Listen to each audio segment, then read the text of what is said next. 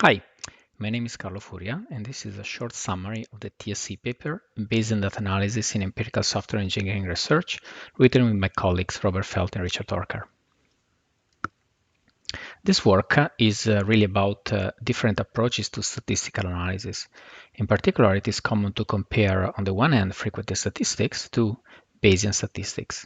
Frequentist statistics include widely used techniques such as null hypothesis statistical testing and confidence interval. Bayesian statistics, on the other hand, is ultimately built on so-called Bayes' theorem of conditional probabilities. Besides providing two alternative sets of techniques, frequentist and Bayesian statistics differ significantly in the kind of analysis and procedure they support.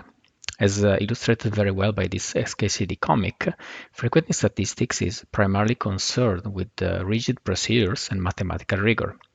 Bayesian statistics, on the other hand, has a more pragmatic approach, which can really make a difference in how practically useful a statistical analysis can be in the end.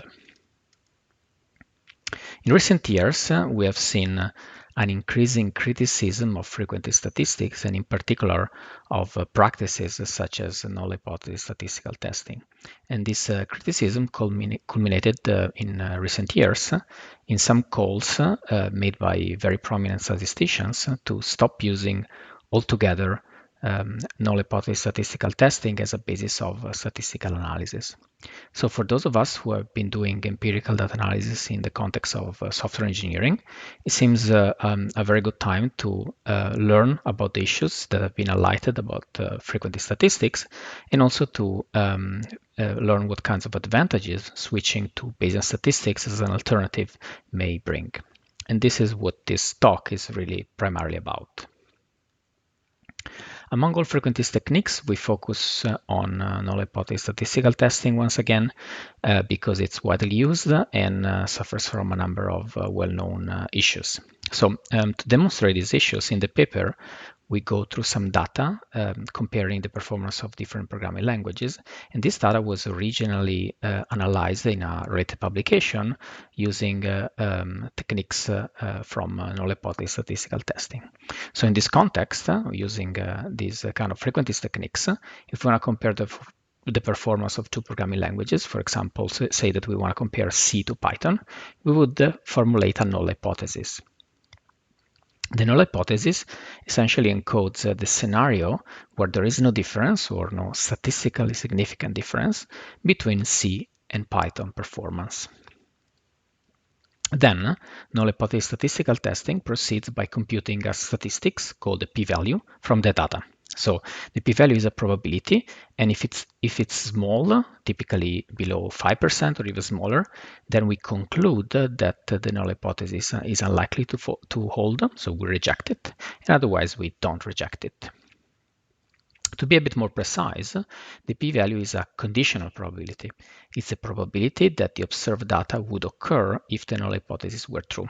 So if p is very small, it means that the data is unlikely to occur under the null hypothesis.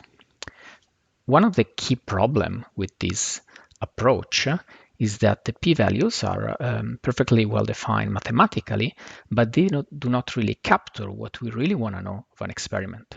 So the p-value is the probability of the data assuming the null hypothesis. But what we really want to know is the converse probability, so the probability of the null hypothesis given the data.